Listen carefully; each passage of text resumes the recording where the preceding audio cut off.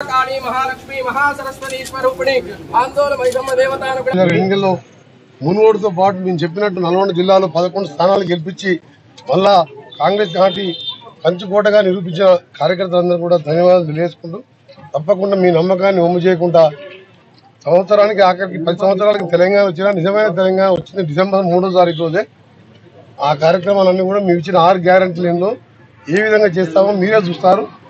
చెప్పిన ప్రకారం 100 రోజుల్లోపు 6 గ్యారెంటీలను అమలు చేసి తెలంగాణ ప్రజలకు నిజమైన తెలంగాణ, నిజమైన ఇంద్రమ్మ రాజ్యం, తెలంగాణ ఇచ్చిన సోనియా గాంధీ వారి నాయకత్వం చెప్పిన 6 గ్యారెంటీలను అమలు చేసి చేయని కూడా ఇంకా ఎన్నో కార్యక్రమాలు ఉన్నాయి.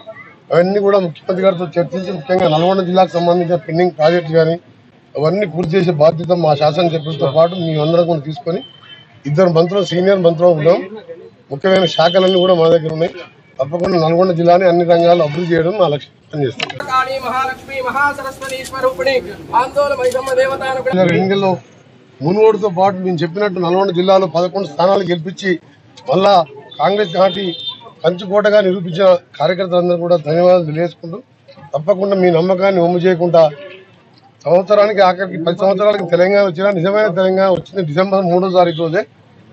ఆ కార్యక్రమాలన్నీ కూడా మేము ఇచ్చిన 6 గ్యారెంటీలు ఏందో ఏ విధంగా చేస్తామో మీరే చూస్తారు.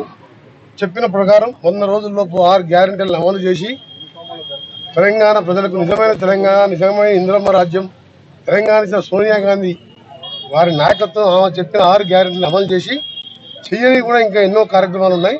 అవన్నీ కూడా ముఖ్యమంత్రి గారితో చర్చించి ముఖ్యంగా నల్గొండ జిల్లాకు సంబంధించిన పెండింగ్ ప్రాజెక్టు కానీ అవన్నీ పూర్తి చేసే బాధ్యత మా శాసనసభ్యులతో పాటు మీ అందరం కూడా తీసుకొని 2 మంత్రులు సీనియర్ మంత్రులు ఉన్నాం. ముఖ్యమైన శాఖలన్నీ కూడా మా దగ్గర ఉన్నాయి. తప్పకుండా నల్గొండ జిల్లాని అన్ని రంగాల్లో అభివృద్ధి చేయడం నా లక్ష్యం పనిచేస్తాం.